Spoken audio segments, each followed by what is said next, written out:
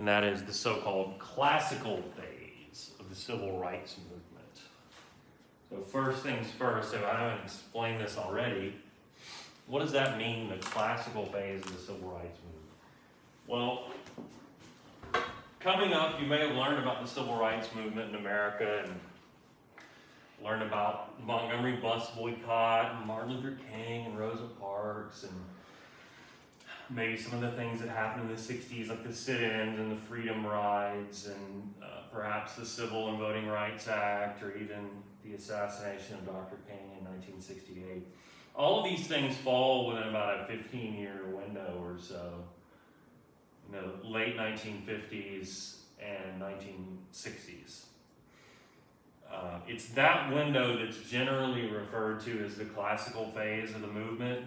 Number one, calling this the classical phase is meant to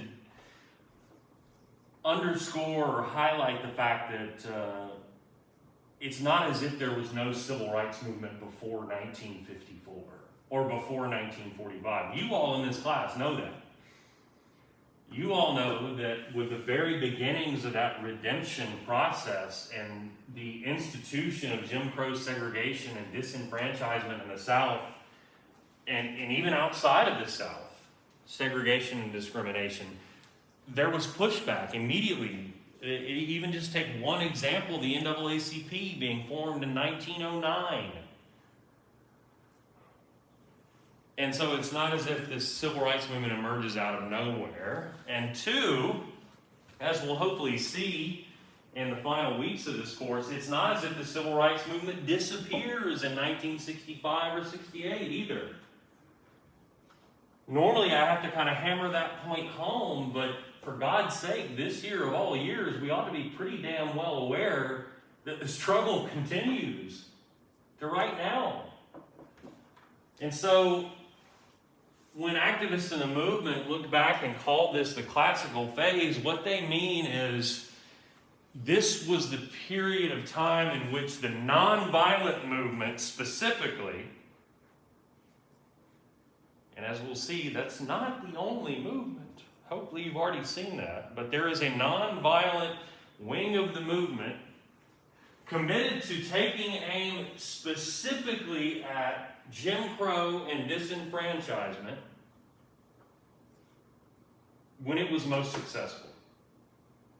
This is the period of about 15 years or so when the nonviolent movement was most successful in taking on Jim Crow and disenfranchisement. And when the attention of the nation was transfixed by some of these events. Does that make sense?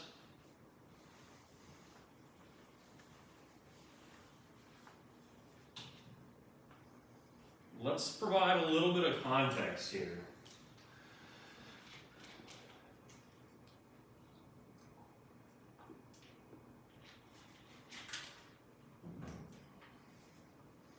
First of all, and I know I've got 1954 to 65 there, but you could broaden it out a little bit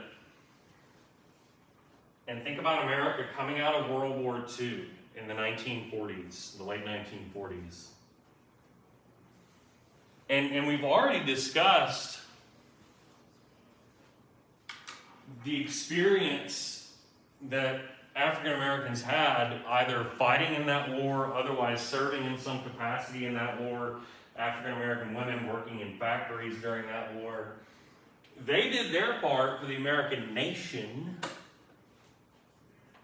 So in their minds, why after the war is over should they accept anything less than full and equal citizenship? And I think I had described World War II as being a watershed moment in American history, a moment after which everything begins to change in some important kind of way.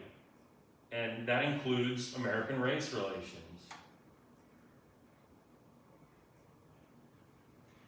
Remember previously we talked about Roosevelt, Franklin Roosevelt and the New Deal, and how he was constrained because his party included the solid white Democratic South.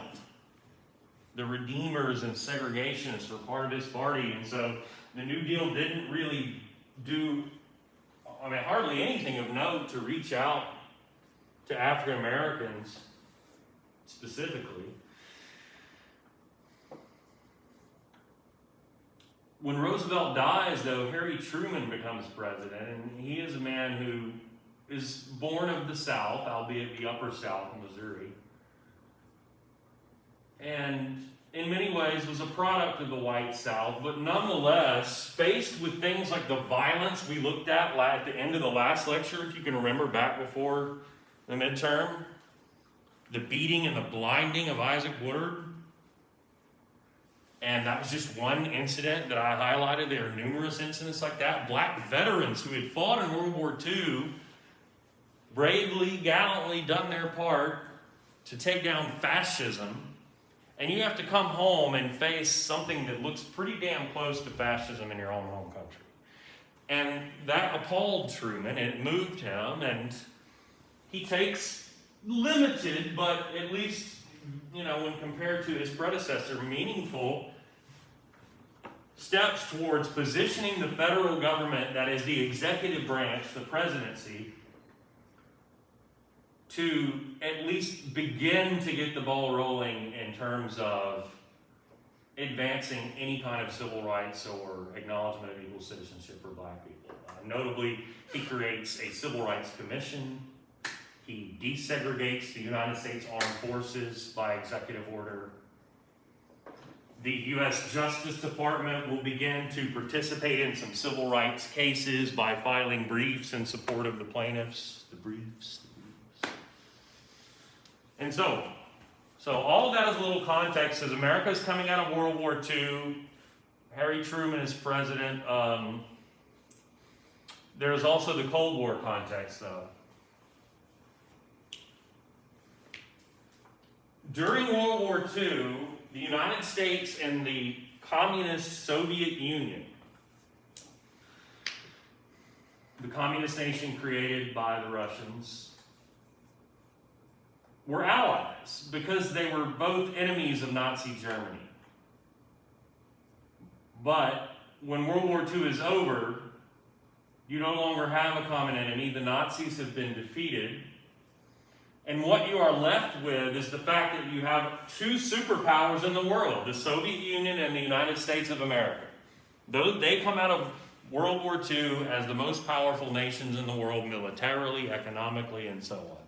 But they could not be more different in terms of their economic systems. You have revolutionary socialism versus capitalism. Political systems, you have communism versus liberal democracy. Ideologically, they couldn't be more different. And so, for these and other reasons, the U.S. and the Soviet Union lapsed into what's known as a Cold War. That is a long adversarial relationship, a long struggle, that never does erupt into direct war between the two, which would have constituted more or less World War III. And because by the 1950s both sides have nuclear weapons, that carried some potentially profound consequences, including mutually assured destruction of one another and perhaps nuclear fallout that would destroy all life on Earth. And so the Cold War plays out in a bunch of what we call proxy wars all over the globe. Wars fought between other people with the backing of either the U.S. or the Soviet Union, or very often both. War fought in words. A war fought in trying to spread your ideology to other countries of the world to get them kind of on your side or on your team. A new country is going to become independent after the imperialist period. Well, are they going to become capitalist or communist? It's a great struggle for the United States throughout the world. And it's a period of time in America where people become hysterical for the second time in American history about the possibility of communism in America rising up and taking hold.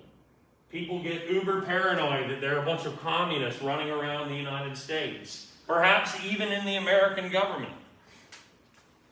Maybe in bizarre places like in the Hollywood film industry. They're communist in cinema. And there's a second Red Scare, red being the color associated with communism. That's the color of the Soviet flag. It's the color of the revolutionaries in Russia that created the Soviet Union. A great fear that revolutionary socialism was going to take root in America.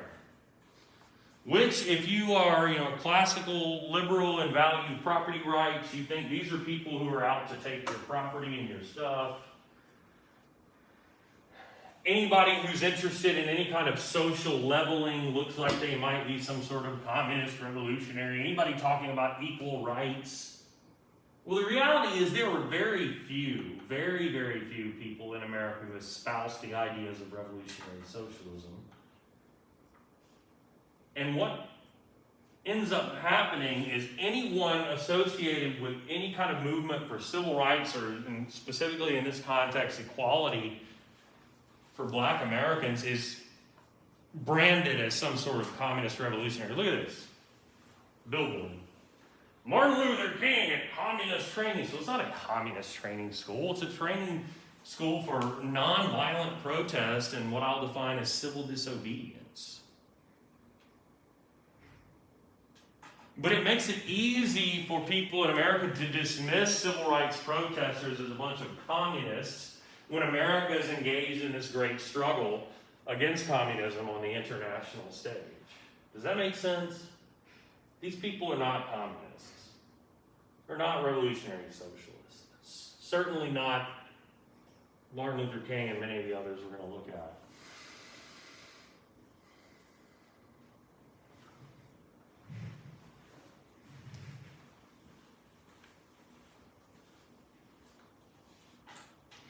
And just to underscore that, one more thing, I kind of take for granted that we've had a discussion of what the communist government in the Soviet Union looks like, and in this class we really have not. These people believed in an ideology that was supposed to eliminate classes, like you were supposed to not have an oppressed working class anymore and a middle class above them and an upper class. You were supposed to have equality. So theoretically, this sounds like something that we and liberal democratic America would go for, but the government that those people form is a one-party government. There is no democracy. There is no protection of individual rights. There's no freedom of speech. There's no freedom of the press and so on. You could be arrested or killed or disappeared for being a political dissident, even as an artist or auteur. And so it's not just about people worrying about somebody taking their property or their stuff. It's about seeing the kind of governments that come to power when revolutionary socialists are successful. And that's another way of discrediting people in the nonviolent civil rights movement by branding them communists. Because this is a great irony. You're labeling them as some sorts of enemies of individual freedoms, when in fact they are the champions of exactly that.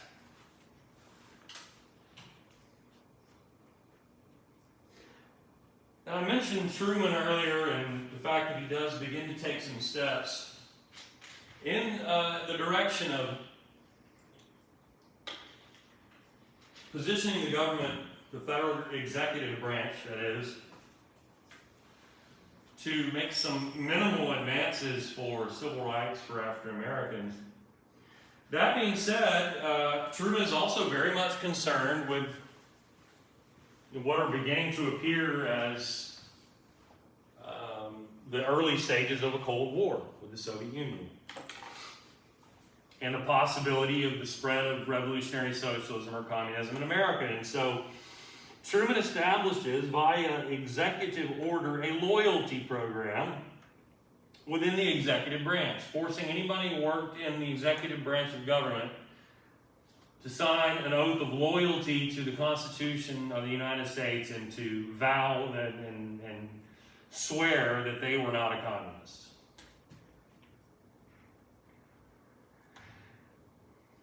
Congress voted to make this program a lot more extreme, which Truman vetoed, but they overrode his veto with a 2/3 majority.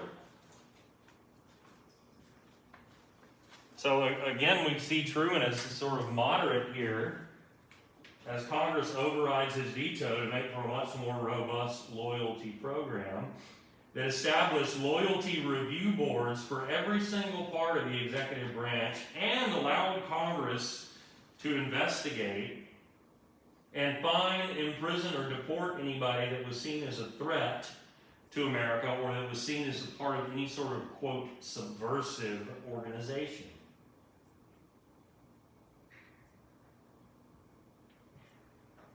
Now, we've talked in here before about the fact that the labor movement was already associated with radicalism, even though there were not that many within the labor movement who actually did espouse truly radical ideas.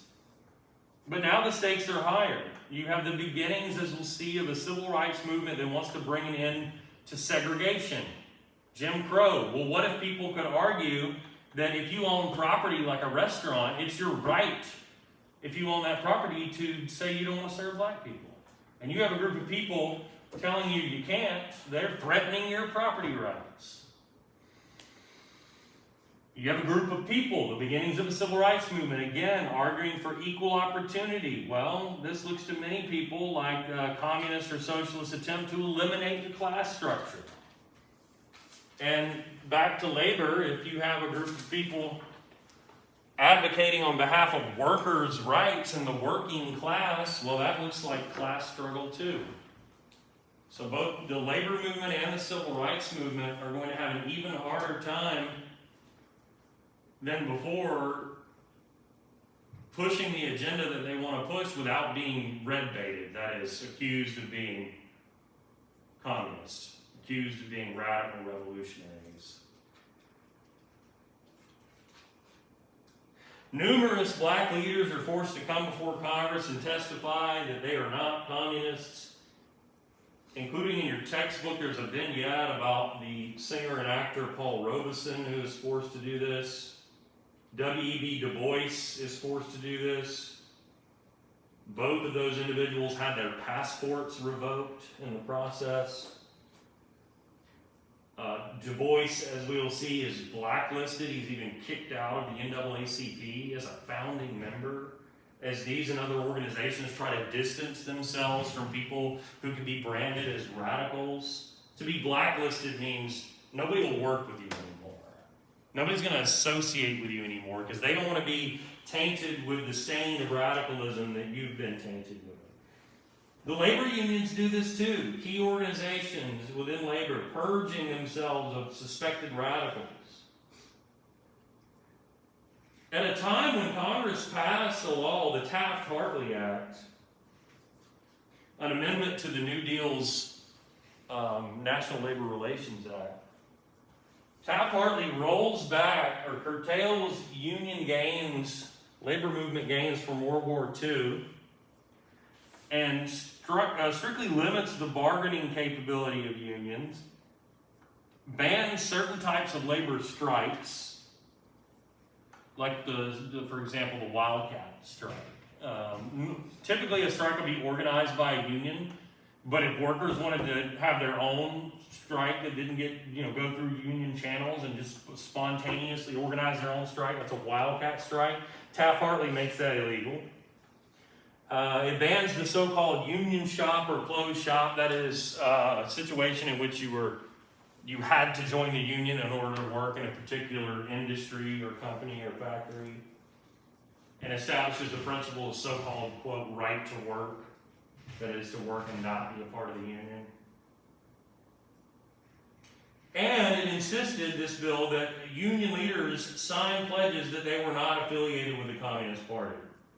And the CIO doesn't fight it, and instead kicks out anybody within its union ranks that it thought would fail to pass a test of radicalism. That these individuals or these unions under the umbrella of the CIO were thought to be radicals, they were simply purged. And this has a devastating effect, especially on black workers in industries like public works, in the tobacco industry of the Upper South, among stevedores or dock workers throughout the country, and so on.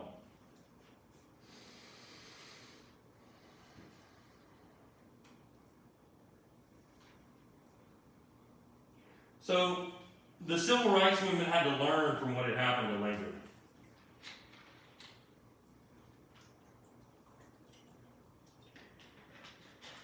Or to follow suit, as it were. Civil rights organizations found themselves targeted by the federal government under the loyalty program, and others simply feared that they might be. And remarkably, the NAACP followed the lead of the CIO and others and purged itself of radicals. I told you earlier, just a second ago, they even threw Du Bois under the bus, dismissing him, a founding member and the leading black intellectual of his time. They instituted their own internal loyalty program, the thinking, I guess, being they could dare the American government to either commit itself to its principles of democracy, its founding principles, or be embarrassed internationally for its hypocrisy, the gap between its ideals and the reality. And here again is the Cold War context.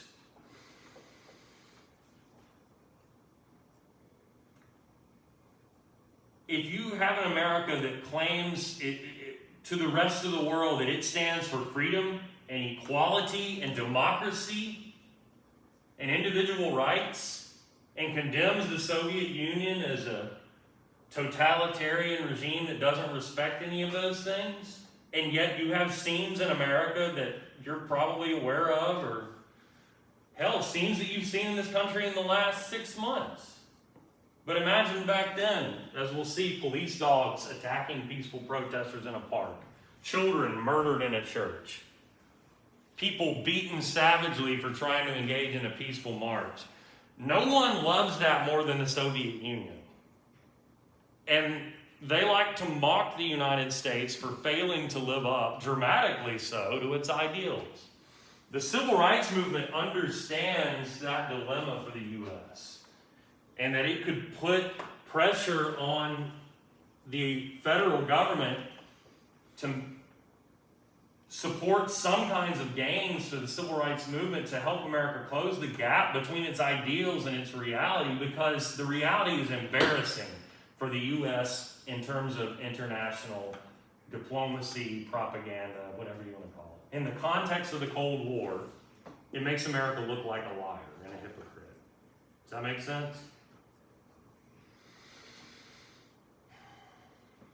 So that's part of a new strategy that the movement in the classical phase, this nonviolent movement, will espouse or take on.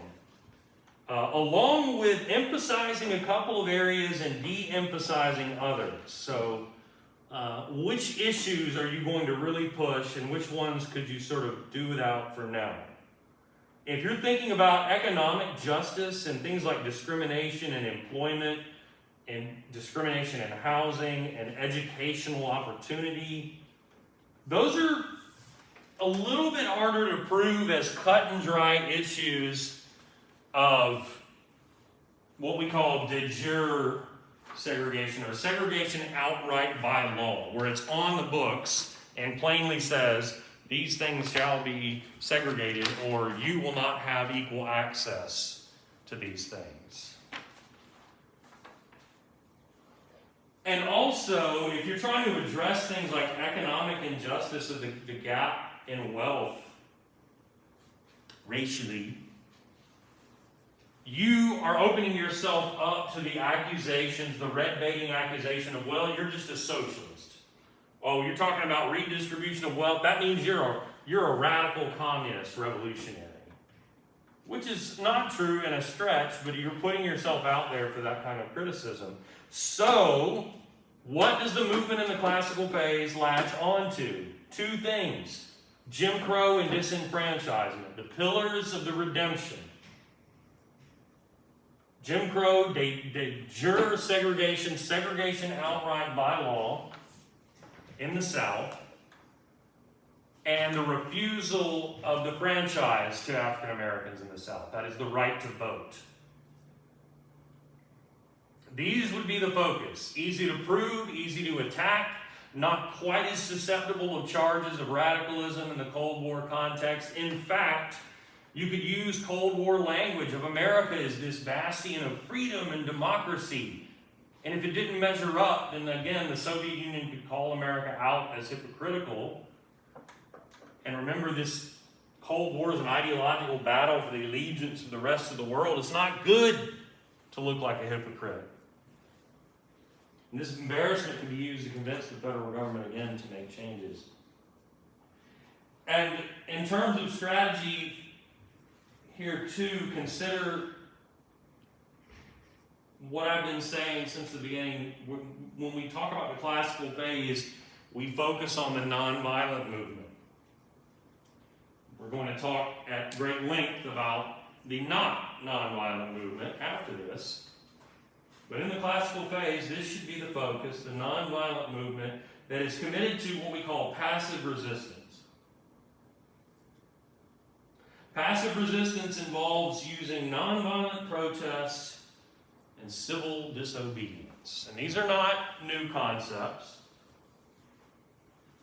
Individuals who become leaders in this effort were familiar with freedom struggles in other parts of the world.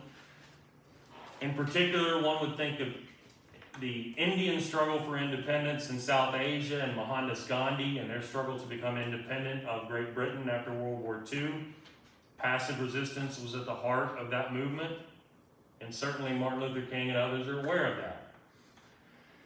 So, how can we define these things? Passive resistance means nonviolent resistance. Nonviolent protests can take many forms. Some of these had long been part of the American Revolutionary tradition. Take, for example, boycotts. Refusing to buy certain goods as a means of protest that would have a negative economic impact on someone that would perhaps move them to action.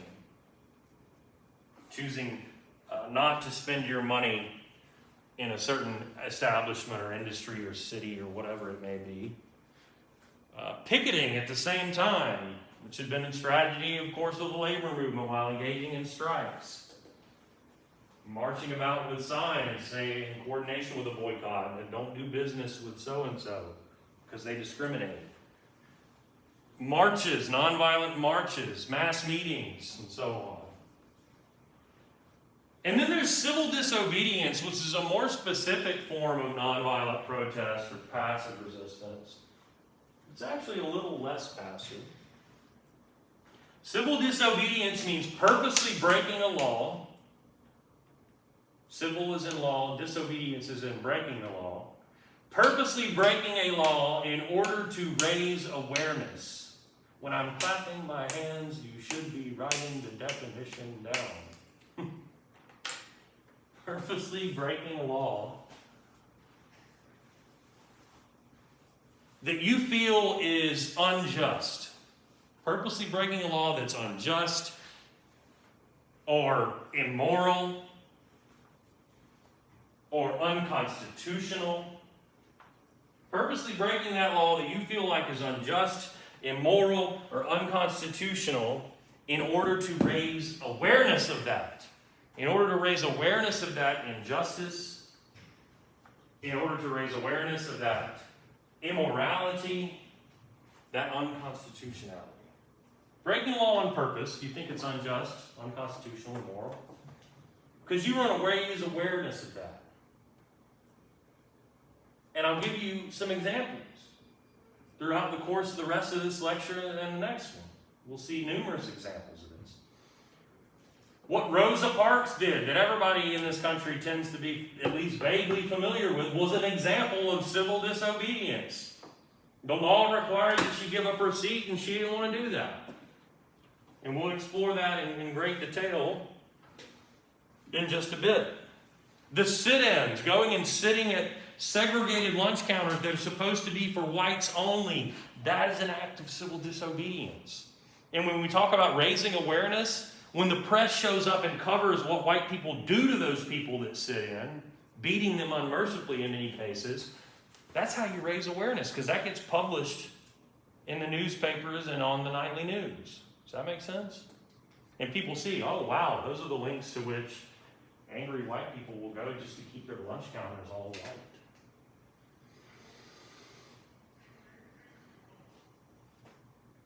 And then when, just one more example, when the state of Alabama refuses to, give a permit to people to march down the highway in protest of the murder of an innocent civilian at the hands of a state trooper, and they are instead beaten unmercifully on the bridge in Selma, Alabama. News cameras are there to carry that beating and to show that to the American people and the people of the world that evening on the nightly news. And perhaps this would encourage people to want to support change. Finally, the role of the African American church could not be, or should not be, understated in this classical phase of the movement.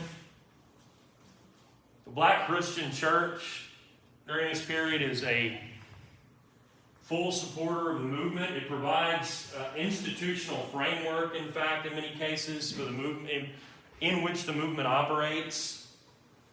Black churches routinely hosted mass meetings that served as both inspiration and a means of organization for protesters engaging in passive resistance, nonviolent protest, and civil disobedience, and so on.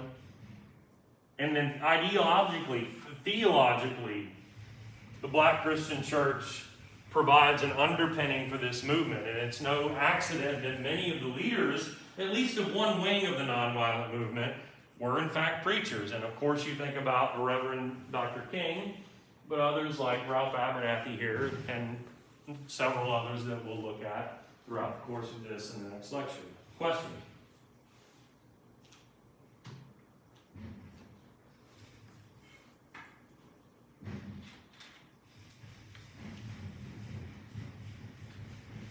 So typically, if someone were going to date this classical phase and say, well, here's the moment, or here are the moments at which it begins, I think many would choose 1954 and the Supreme Court's decision in the case of Brown versus Board of Education of Topeka, Kansas.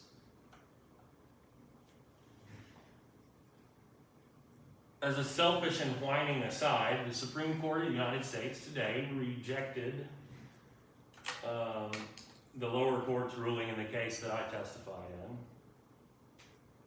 So that's your daily reminder that the struggle continues. Brown was also the result of filings by the NAACP Legal Defense Fund. You see Thurgood Marshall there at top right. In fact, the court's ruling involved a number of different cases that had been filed by the Legal Defense Fund in different parts of the country, different parts of the South, I guess, specifically. And it issues this one ruling for them all in which it overturns Plessy. Remember Plessy versus Ferguson in the redemption period? Yeah, that it said, separate but equal is cool. Segregation is fine because you're going to have separate but equal facilities, which was a fiction. And finally, these many decades later, the court acknowledges that the whole purpose of segregation was white supremacy, and to have a daily reminder for African Americans that they were second-class citizens, and to try to convince them that they were inferior people. And the court rules that segregation de jure by law in public education was unconstitutional. You could not legally, says the court, segregate your schools by race. The Chief Justice at the time really wanted this to be a unanimous decision. And to get all of the justices on board with the ruling, they had to keep it super vague.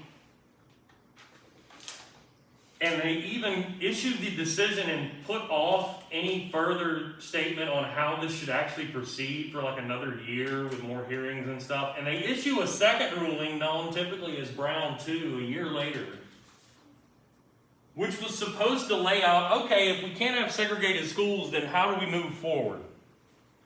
Because we know there's going to be white resistance to integrated schools. So what are we supposed to do? The court, again with Brown 2, kept it super vague and used language like, well, you should have a good faith start to begin with, and then you should move forward with, quote, all deliberate speed. Well, what the hell does that mean? You could, lower courts could interpret that 1,000 different ways, and they do. And so what is the result of Brown? And there have been books upon books upon books written about Brown and its impact. And there are numerous schools of thought on its value, I guess you'd say, its impact again.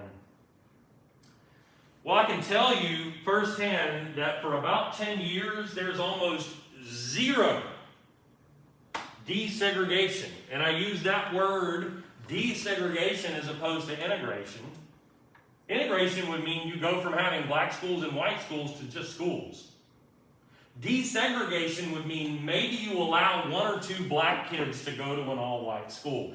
Even that doesn't happen for about a decade anywhere.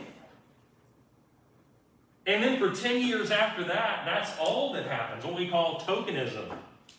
Token desegregation, a handful of black kids in white schools, and then still all black schools elsewhere. It's not until the 1970s that you see any real meaningful integration of schools in the South. And so what ends up being the more immediate result, especially once the NAACP moves to try to make this a reality, is massive white resistance. The NAACP immediately convenes a major conference of all of its higher-ups and determines they're going to have an implementation campaign, Operation Implementation, where they encourage their local branches, local people. Like they would have the Newton County NAACP would petition the Newton County School Board, would write them a letter and say, the Supreme Court has ruled that segregation education is unconstitutional. We want to see what is your plan to integrate your schools. And the local school board would typically do one of 2 or 3 things. Ignore it, write a letter back that basically said, fuck you. Or claim, yeah, we're going to publish a plan soon, we're looking at this, and they just not do anything. Never was the response, you're right, and here's our plan. This is what we're going to do to integrate our schools. The NAACP was not stupid, and they understood that this would be the response. What that would do, though, was lay the groundwork for further litigation. Litigation meaning lawsuits. What Brown and Brown 2 did is basically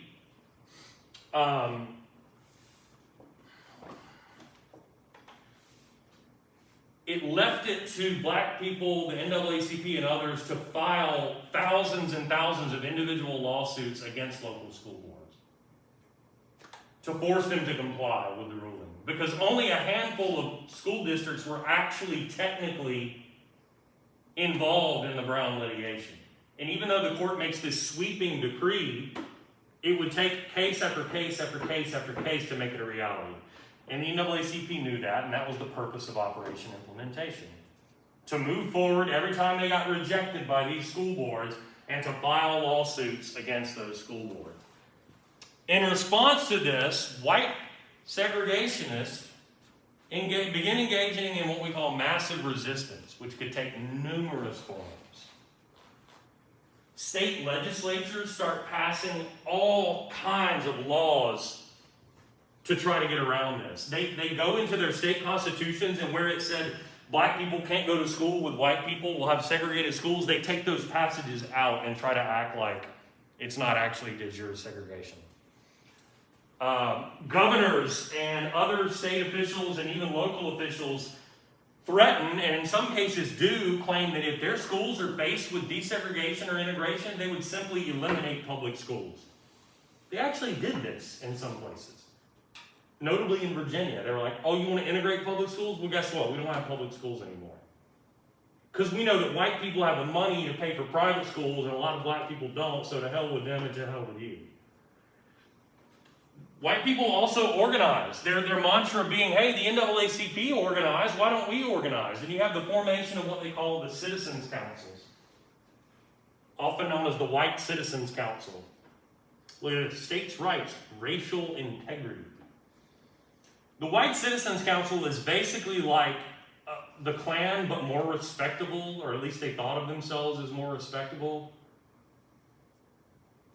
And they're more effective than the Ku Klux Klan because they understood that violence was counterproductive. That, beating and murdering people could open you up to criticism, needless to say. And that wouldn't really work for your cause. And if your cause is to maintain segregation and white supremacy, you ought to be able to work within the law. And so the Citizens Council takes up what we call economic reprisal, retaliation. So in any case, like, for example, if the Newton County NAACP had filed that petition with the school board, the Newton County Citizens Council would find out who the black people were who signed it. They'd publish their names in the local white newspaper. And all of a sudden, every one of those individuals gets fired from their job, kicked off their land, refused mortgage or credit, and so on. White people know they control the money. And they use that power to get back and retaliate against anybody who would make a move for civil rights. That's what the Citizens Council does. In addition to many of the members of the Citizens Council, and these people are not the lower class white Klan. Again, these people are legislators and doctors and lawyers. And they're one and the same with the people in the state legislatures passing those laws that I mentioned earlier. One after another, knowing that each law they pass to maintain segregation would require a legal fight, and legal fights take time. They figured they could just play defense in perpetuity. And they do for a long, long time. And yet, still at the same time, there is, of course, violence. There's a resurgence of the Ku Klux Klan at the same time. So, for me to emphasize the Citizens Council and economic reprisal and fighting within the law for white supremacy doesn't mean that there wasn't the tried and true violence of the Klan and others directed against anyone working for the betterment of African Americans.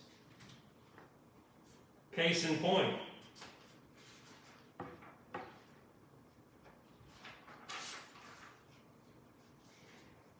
There were 3 murders in Mississippi in 1955 alone. 2 were black men trying to vote. One of them an officer of the NAACP. So the very act of attempting to vote in a place like Mississippi could get you murdered. The 3rd was Emmett Till, a young man from Chicago who had come down south to visit family. And having been raised in Chicago, was not familiar with the rituals of white supremacy. You don't look a white person in the eye. You don't speak to white women if you're even a young white boy. And he had an encounter in a store with a white woman, supposedly whistles at her at some point. And this woman goes home and tells her husband, who gets his buddies, who go to this man's uncle's house in the middle of the night, drag him out of the house while the uncle was powerless to do anything about it. They torture him, they murder him, and then they throw his body over a bridge into the Tallahatchie River.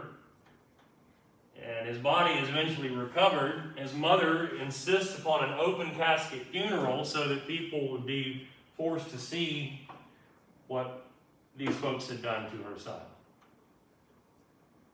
And they get away with it. White jury acquits them. White juries at this time did not convict white people for violence against black people. there was no justice for this kind of racial violence in Mississippi, Alabama, Georgia, and elsewhere. And if this seems like the distant past and some sort of otherworldly reality, which frankly in 2020 it probably doesn't, you know, consider this photograph taken within the last couple of years of students, college students in Mississippi, white kids with rifles standing in front of the memorial to Emmett Till, glorifying what had happened to him, smiling, having a good time, having a laugh. Past is not so distant. So, I mentioned, you know, if scholars were to put a sort of beginning date on the classical phase, you know, where would you begin? If you were not to choose Brown and you were to instead say, well, that's litigation, it's all about direct action or passive resistance and nonviolent protest, well, then your starting point, if that's your focus, would be Montgomery. Montgomery bus boycott. Something that people tend to know a little bit about. If you've gone to grade school in this country or even elsewhere, you probably know who Rosa Parks is. And you probably know that Rosa Parks famously at some point refused to give up her seat on a segregated Montgomery public bus, and she was arrested. And this was a great act of courage and civil disobedience, and all of that is true. But the story is far more complicated than that, and we like to make complicated stories really simple in this country. But for this class, it's really important that we kind of break this down a little bit more. First of all, that is, you might say, a cartoonish view of Rosa Parks, very simplistic. And while this was a rather outre act on her part, it was not spontaneous. It was in fact meticulously planned along with many, many others. And then finally, Rosa Parks is often presented as just, you know, this random, tired old seamstress, you know, who one day was just fed up with the way things were. Well, that isn't quite the full picture either. If you look at the picture in the middle, the photograph in the middle, that's Rosa Parks with Septima Clark at the Highlander Folk School in Tennessee, which is a training school for nonviolent protest and civil disobedience. Rosa Parks was an officer in the local NAACP. She is trained in nonviolent protest and civil disobedience. She is heavily engaged in civil rights organization. And she had been in conversation with other leaders in the NAACP and local preachers in the black churches of Montgomery and local teachers at the Black Teachers College in that city. In fact, it was the local teachers who decided that, hand in hand with knowing Rosa Parks was at some point going to purposely refuse to abide the segregation laws and give up her seat, that they would organize a boycott of the public buses after that. I want you to understand for a minute how segregation worked on these buses, though. It wasn't that you had separate buses for black and white people. Black people would sit in the back and fill up the seats towards the middle. White people would do the opposite from the front, and if the bus got full, the white bus driver, who was very often an asshole to black people specifically, could say, you got to get up to make room for this white person to sit down. And that's what happened with Rosa Parks, and she said, I'm not going to do it. And she got arrested for that.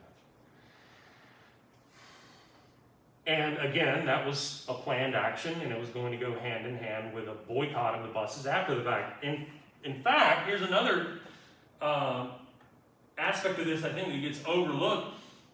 At first, when they initiated this boycott after Rosa Parks was arrested, all they were saying is we want to be treated with dignity by the bus drivers. They weren't even saying, I want you to eliminate the segregation laws. They just said, stop treating us like, you know, trash. What about this woman, though, top right? Claudette Colvin. Anybody ever heard of her? Yeah. Typically, that's the case. Rosa Parks was not the first woman in Montgomery to refuse to give up her seat on the bus. Claudette Colvin had done it. She was the first to do it. But why does history know the name of Rosa Parks and not Claudette Colvin? The leaders of the NAACP, the teachers, the preachers, they all knew if they were going to have someone purposely defy this law and they were going to fight that person's case, their criminal case, if they were going to have this person become the face of a boycott or refusal to ride the buses that would maybe bankrupt the bus company, and if they were going to file a civil suit too to sue the city for their segregation laws, they knew the individual who was getting arrested would become the face of the figurehead of this entire movement, and they were going to get dragged through the mud. White people were going to try to bring out every negative thing about that person and to discredit them. And Claudette Colvin was very young.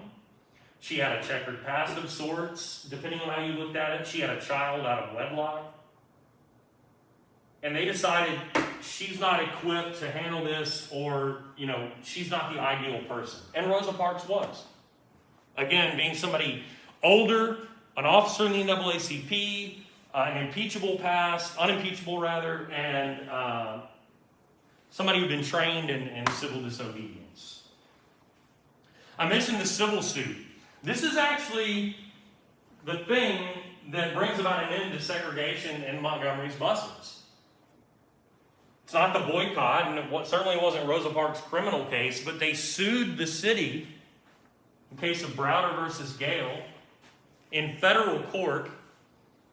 And the federal judge in that case uses the Brown case to say, well, the Supreme Court has said that segregation in public education is unconstitutional. Couldn't we make the same argument in public transportation? And so I want you to think about Brown again here for a second. You could make the case again that and people have, that it leads to the integration of everything except schools. And that would be both immediately and to this day. But it inspires people, number one. It maybe even inspired these people in Montgomery. And number two, it lays the groundwork for more and more and more and more cases. And yes, that takes time and money, but it is an avenue that you have. And nowhere is that more clear than 1 year later when the trial court in the Browder versus Gale case overturns Montgomery's segregation laws for its buses. What happens in Montgomery here is also important because it leads to organization, but I would be remiss if I didn't introduce Fred Gray. Here. There he is with Dr. King. There he is with Rosa Parks. And this is E.D. Nixon, who's the leader of the Montgomery NAACP at that time, one of the organizers of the boycott. Fred Gray was a young attorney from Tuskegee, Alabama, who had, the handful, and I mean there were only just a handful of black lawyers in Alabama at that time. Like the others, he'd had to go to law school out of state in Ohio because Alabama didn't have a law school for black students. But thanks to the NAACP, they had forced the state to pay for black students to go get an education in law school somewhere else because of the Plessy decision. And then Fred Gray comes back to Alabama and says he's going to, quote, destroy everything segregated that he could find.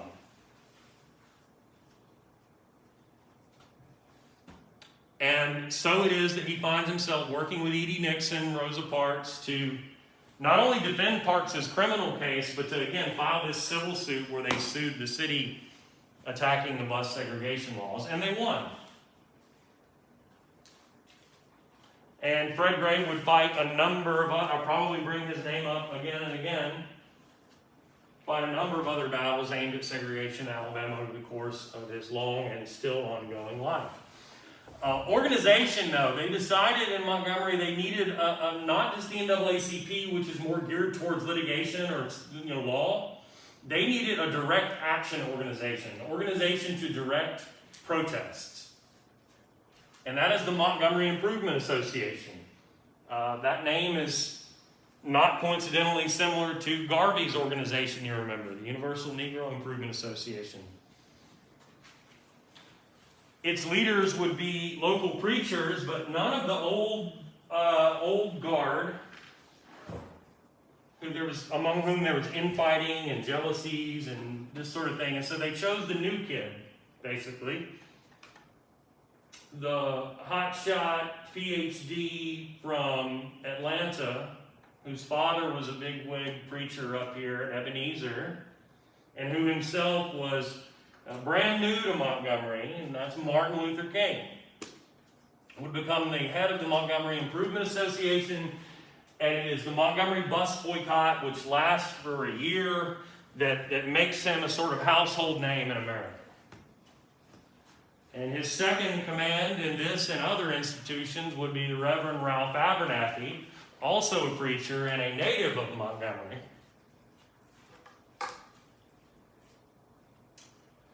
Those two then joined with other black preachers from throughout the South to create an organization that was not only just like a local Montgomery City direct action organization, but a regional or even national organization founded upon the principles of the Christian faith, and there's the Southern Christian Leadership Conference, formed by King, Abernathy, and a number of other preachers, which if you drive around downtown Atlanta and take note of some of the street signs, or if you know the history of the city, Mayor of Atlanta one time, Andrew Young, who went on to become American ambassador to the United Nations in the Carter administration, was a founder. C.T. Vivian, who recently died, was a founding member. Hosea Williams, Joseph Lowery, all founders of SCLC, which would be committed to nonviolent protests and civil disobedience campaigns throughout the South. SCLC's modus operandi, the way they operated, would be to set up shop for a few months in a particular city and engage in a wide array of nonviolent protests. Boycotts of businesses that segregated or wouldn't hire black people, picnics outside of those businesses, marches through the streets, attempts to register to vote, and so on. Mass meetings in local churches.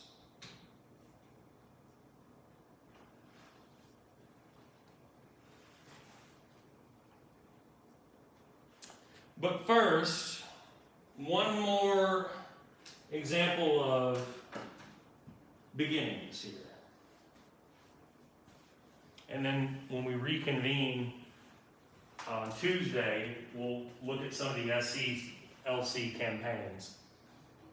But what happens in Little Rock in the late 1950s, where the issue of school desegregation puts America on notice of the lengths to which white people would go to maintain 100% segregation. So a federal court in one of the NAACP operation implementation cases had ordered the Little Rock School Board to admit 9 black students to its all-white high school.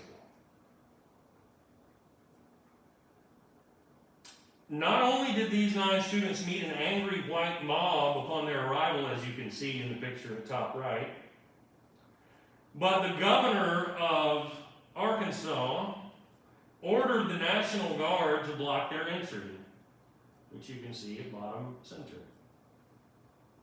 So the Little Rock 9 are denied entry into Central High School by the Arkansas National Guard, while at the same time being accosted by an angry white mob who are more or less, as you can see in that photo, totally unhinged. President Eisenhower, who repeatedly refused to wade into matters of civil rights and preferred to simply stay out of it, and represented somewhat of a step back from Harry Truman, Eisenhower who had opposed federally imposed desegregation and didn't want to act, is forced to. Particularly when in the Soviet Union there are two state newspapers. They didn't have freedom of the press there in the Soviet Union, as I've mentioned. Had state-run media. They had two newspapers, Pravda and Izvestia. One was the Communist Party's newspaper, technically, one was the Red Army. Both of them carry images of the National Guard and the angry white mob refusing the admission of these 9 students to this all-white high school, and it is a blatant embarrassment for the United States. And so, Eisenhower, despite his reluctance, federalizes the Arkansas National Guard, orders them to stand down, and remarkably calls in the 101st Airborne Unit of the United States Army to protect these students and allow them to enter the high school. The governor then elected to close all the high schools in the county for the next year and instead began supporting private schools for white people. Massive resistance. Questions? Anything at all?